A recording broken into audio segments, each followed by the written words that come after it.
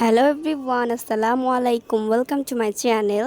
কেমন আছো তোমরা সবাই? আশা করছি অনেক বেশি ভালো আছো। আল্লাহর রহমতে আমিও অনেক বেশি ভালো আছি। তোমাদের মাঝে আরেকটা ব্লগ নিয়ে চলে আসলাম। আমি আশা করছি অনেক বেশি ভালো লাগবে তোমাদের কাছে।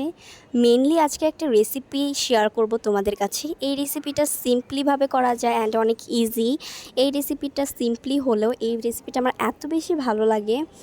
কার কাছে কেমন লাগে জানি না, বাট এই তরকারিটা দিয়ে আমি অনায়াসে 2 প্লেট ভাত খেতে পারি।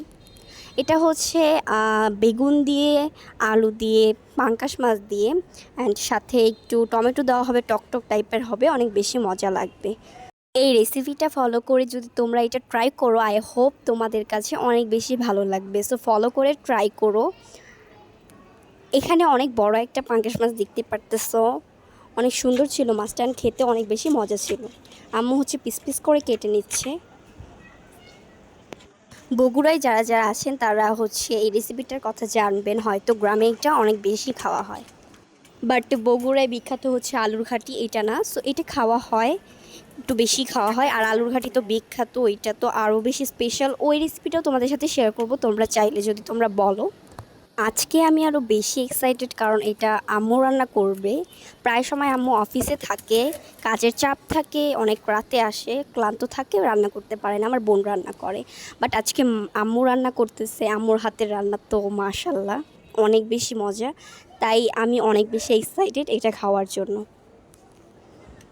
এখানে সব মশলাপাতি ছিল, যেমন হলুদের গুঁড়া, মরিচের গুঁড়া, লবণ, দেন পেঁয়াজ কুচি, আর টমেটো তো মাস্ট থাকবেই।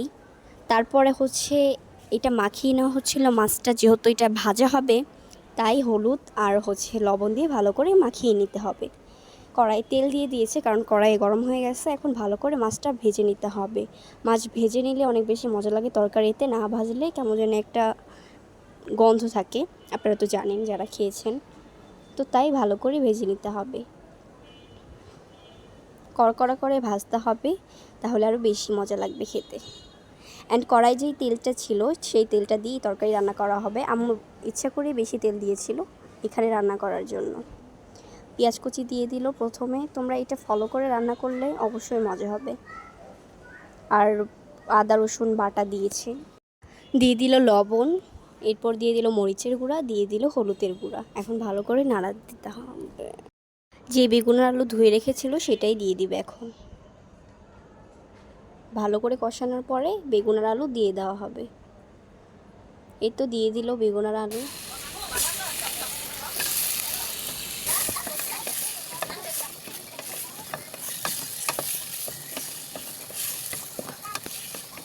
অনেকক্ষণ থাকার পর এখন ঢাকনাটা উঠিয়ে নিচ্ছে। এরপরে দেখেন কত সুন্দরভাবে কষাটা হয়ে গেছে, কালারটাও কিন্তু অনেক সুন্দর আসছে।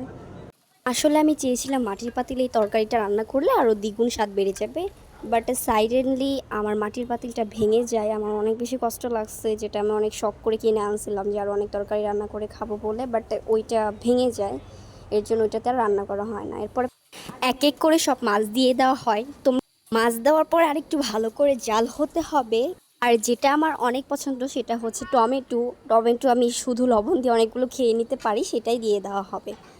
তরকারির ভিতরে টমেটো দিলে স্বাদটাই অন্যরকম লাগে, মানে একটু টকটক টাইপের লাগে, অনেক বেশি মজা লাগে। তাই টমেটো আমার অনেক বেশি পছন্দ।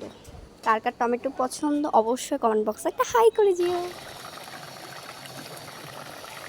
ফাইনালি আমাদের রান্নাটা শেষ। এবার তোমরাই দেখে নাও কত বেশি সুন্দর হয়েছে রান্নাটা। কালারটাও কিন্তু অনেক জোস এসেছে।